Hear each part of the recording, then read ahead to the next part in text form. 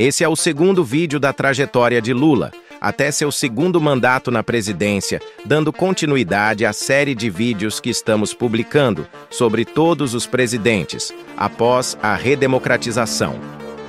Então, se gosta de história do Brasil, acesse o canal e veja todos os vídeos, inclusive sobre o período do regime militar. Durante os anos em que Luiz Inácio Lula da Silva esteve à frente do governo, o Partido dos Trabalhadores enfrentou não apenas pressões externas, mas também um crescente clima de tensão interna. O PT, que nasceu como um partido de base popular, com forte influência sindical e ideológica, viu-se dividido entre duas principais correntes, uma mais ideológica, voltada à defesa de princípios históricos da esquerda, e outra mais pragmática, disposta a fazer concessões políticas e econômicas para garantir a governabilidade.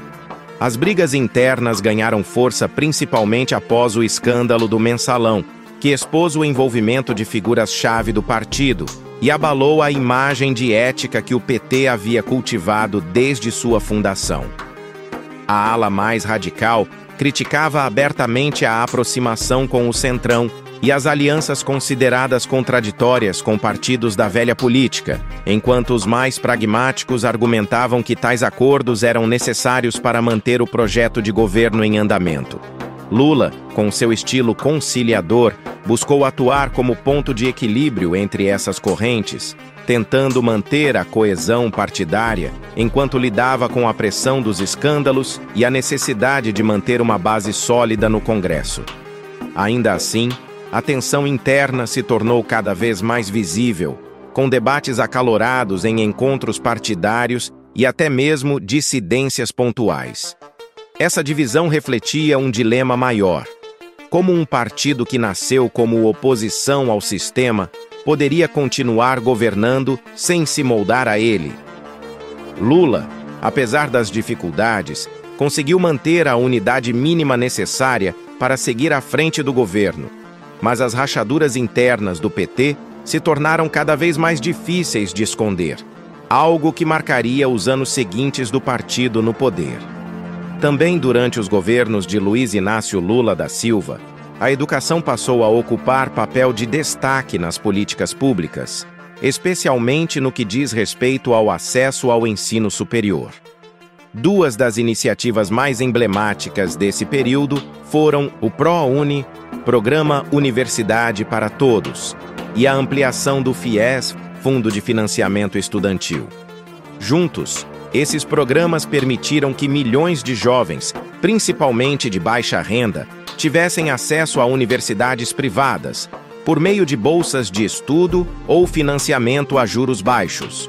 O ProUni oferecia bolsas integrais ou parciais em instituições privadas para estudantes oriundos da rede pública ou de escolas particulares com bolsa integral. Já o FIES foi remodelado e expandido para facilitar o acesso ao crédito estudantil, permitindo que alunos pagassem suas mensalidades após a conclusão do curso, com prazos estendidos e juros subsidiados. Apesar do impacto social positivo e do aumento expressivo no número de matrículas, essas políticas não escaparam de críticas. Muitos especialistas apontaram que o modelo incentivava um ensino por atacado, focado na quantidade, mas com pouca atenção à qualidade. O crescimento acelerado do setor privado, muitas vezes sem a devida fiscalização, levou à proliferação de instituições de ensino com baixos indicadores de desempenho. Outro ponto de preocupação era a defasagem do ensino básico. Muitos dos estudantes beneficiados por esses programas chegavam ao ensino superior com grandes lacunas de aprendizagem, o que dificultava o aproveitamento acadêmico e aumentava os índices de evasão. Além disso, o modelo de financiamento acabou gerando um grave problema: o endividamento em massa de estudantes. Com dificuldades para pagar os débitos após a formatura, especialmente em um mercado de trabalho instável, muitos jovens passaram anos presos a dívidas estudantis, o que gerou críticas à sustentabilidade e ao planejamento de longo prazo do FIES.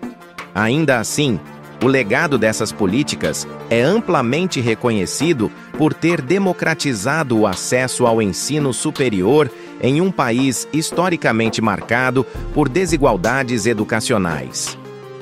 Em 2005, o então presidente Luiz Inácio Lula da Silva anunciou com grande destaque que o Brasil havia quitado sua dívida com o Fundo Monetário Internacional, FMI, encerrando um ciclo de dependência financeira que marcava a história econômica do país. A notícia foi celebrada como um símbolo de soberania nacional e independência frente aos organismos internacionais, um marco que reforçava a imagem de estabilidade construída durante seu governo.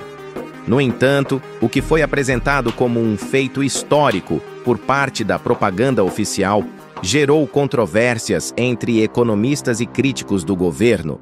A principal crítica era de que, na prática, o que ocorreu foi uma troca de dívida externa, com o FMI a juros relativamente baixos, por dívida interna, cujos juros eram, e continuam sendo, significativamente mais altos.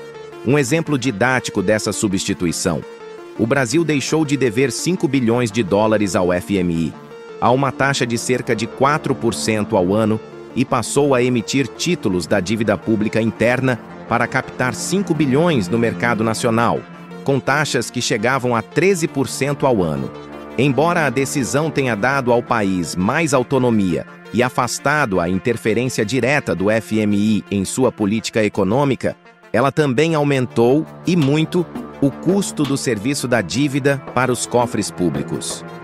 Esse movimento acabou contribuindo para o crescimento da dívida pública interna, gerando um efeito colateral importante: maior pressão sobre o orçamento federal, já que os juros altos pagos aos credores nacionais comprometem recursos que poderiam ser destinados a áreas como saúde, educação e infraestrutura. Assim, enquanto o discurso da quitação da dívida externa teve forte apelo simbólico e político, muitos especialistas o classificam como um equívoco propagandístico, pois mascarou os impactos reais dessa transição no longo prazo. A narrativa oficial, embora tecnicamente verdadeira, deixou de lado nuances econômicas que foram fundamentais para compreender o real custo da soberania conquistada. Desde os primórdios de sua trajetória política, Luiz Inácio Lula da Silva contou com o apoio entusiástico de uma parcela significativa da classe artística e intelectual brasileira. Esse apoio, nos primeiros anos, era profundamente ideológico. Lula representava a ascensão do povo ao poder, a ruptura com as elites tradicionais e a esperança de um país mais justo e inclusivo. Figuras conhecidas da música, do cinema, da literatura e do teatro não apenas declaravam voto, mas se engajavam diretamente em campanhas e manifestações públicas em seu favor. Com a chegada de Lula à presidência, essa relação ganhou contornos mais institucionais. Incentivos à cultura, leis de fomento como a Lei Rouanet, investimentos em produções audiovisuais nacionais e a valorização da identidade cultural brasileira marcaram sua gestão. O ambiente era favorável. O governo falava a língua dos artistas, e os artistas falavam por ele. No entanto, com o tempo, esse vínculo começou a ser alvo de críticas. O que antes era visto como afinidade ideológica passou a ser interpretado, por opositores, como um relacionamento marcado por interesses financeiros e troca de favores. Incentivos públicos, patrocínios e recursos destinados a projetos culturais se tornaram alvo de denúncias e polêmicas, gerando o argumento de que o apoio da classe artística teria sido, em parte, comprado com verbas do Estado. Essa narrativa dividiu opiniões e contribuiu para o desgaste da imagem do governo entre setores da população que passaram a questionar o uso dos recursos públicos. Ainda assim, muitos artistas continuaram firmes ao lado de Lula, defendendo seu legado cultural e social. Esse tema, repleto de nuances e contradições, será aprofundado no vídeo que tratará especificamente do terceiro mandato de Lula, quando a relação com o meio cultural passou por novas transformações e enfrentou outros desafios. Lula e Marisa Letícia tiveram um casamento duradouro e marcado por uma intensa parceria política e pessoal.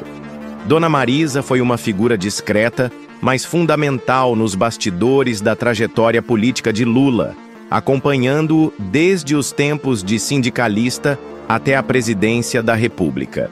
O falecimento de Marisa Letícia, em 2017, causou grande comoção nacional. No entanto, o seu velório e enterro acabaram por ganhar contornos controversos. O momento, que seria naturalmente reservado ao luto e à despedida íntima, transformou-se num ato público de forte carga política. Lula, ao discursar durante o funeral, fez declarações emotivas que foram interpretadas por muitos como tentativas de reforçar sua narrativa pessoal e política.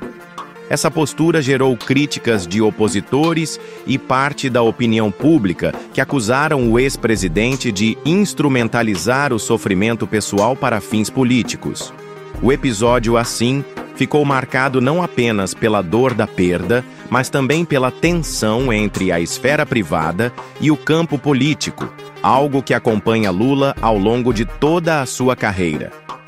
O envolvimento de Lula na Operação Lava Jato marcou profundamente a política brasileira.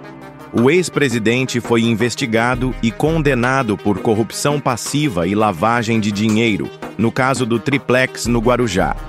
A acusação sustentava que o imóvel teria sido oferecido pela construtora OAS como vantagem indevida, em troca de benefícios em contratos com a Petrobras. A condenação, inicialmente proferida pelo então juiz Sérgio Moro, foi posteriormente confirmada por instâncias superiores, incluindo o Tribunal Regional Federal da 4ª Região, TRF4, e o Superior Tribunal de Justiça, STJ. Inclusive, o Supremo Tribunal Federal, STF, também analisou aspectos do processo ao longo dos anos. A prisão de Lula, em 2018, impediu sua candidatura às eleições presidenciais, num momento de grande tensão política. Anos mais tarde, o Supremo Tribunal Federal anulou as condenações, alegando que a 13ª Vara Federal de Curitiba não tinha competência legal para julgar os processos, e que Moro teria agido com parcialidade. Lula foi libertado e recuperou seus direitos políticos, o que permitiu sua candidatura à presidência em 2022. No entanto, a decisão do STF gerou forte controvérsia. Para muitos, a anulação das condenações não significou absolvição, mas sim um benefício jurídico que levantou suspeitas e teorias. Uma das mais debatidas foi a de que Lula teria sido estrategicamente solto para disputar as eleições contra o então presidente Jair Bolsonaro. A discussão continua a dividir opiniões no país entre os que veem injustiça no processo e os que apontam para motivações políticas por trás das decisões judiciais. A eleição de Dilma Rousseff em 2010 representou uma clara tentativa de continuidade do projeto político do Partido dos Trabalhadores, com forte influência de Luiz Inácio Lula da Silva. Na ocasião, Lula estava no auge de sua popularidade após 2 mandatos consecutivos como presidente e utilizou todo o seu capital político para garantir a vitória de sua sucessora escolhida. Dilma, até então ministra da Casa Civil e ex-ministra de Minas e Energia, nunca havia disputado uma eleição. Mesmo assim, foi apresentada ao público como a herdeira direta do legado lulista, alguém de confiança absoluta e com capacidade para dar sequência às políticas implementadas durante os anos de governo do PT. A campanha foi centrada na imagem de Lula, com ele aparecendo ao lado de Dilma em praticamente todos os materiais de campanha, reforçando a ideia de continuidade e estabilidade. Durante seus 2 primeiros mandatos, Lula conquistou projeção internacional inédita para um presidente brasileiro. Foi exaltado por diversos líderes mundiais, elogiado por organismos internacionais e visto como símbolo de uma nova liderança global vinda do sul do mundo. O Brasil sob sua gestão, passou a ser percebido como uma potência emergente, com papel de destaque em fóruns como o G20, BRICS e ONU. Essa imagem foi reforçada por figuras como o então presidente dos Estados Unidos, Barack Obama, que chegou a declarar que Lula é o cara, the man, em reconhecimento à sua popularidade e habilidade política. No entanto, anos mais tarde, já fora do cargo, Obama publicou um livro de memórias em que descreve Lula de forma muito menos lisonjeira, mencionando que ele teria sido associado a práticas de corrupção e até o definindo indiretamente como chefe de um esquema criminoso, o que causou grande repercussão. Internamente, a realidade era bem diferente da narrativa internacional. Escândalos de corrupção, como o Mensalão e posteriormente a Lava Jato, desgastaram profundamente a imagem do governo e do Partido dos Trabalhadores. O contraste entre o prestígio de Lula no exterior e as crescentes críticas e investigações no Brasil era gritante. Um país elogiado como exemplo de progresso social e econômico por fora, mas mergulhado em denúncias, crises políticas e desilusão popular por dentro. A história de Lula é, ao mesmo tempo, a história do Brasil dos últimos 40 anos.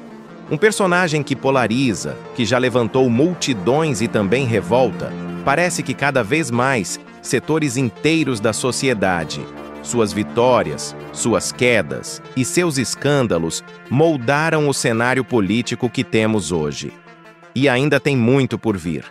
A eleição de 2022, que marca seu retorno à presidência, será também tema para um próximo vídeo, com todos os detalhes que você já espera.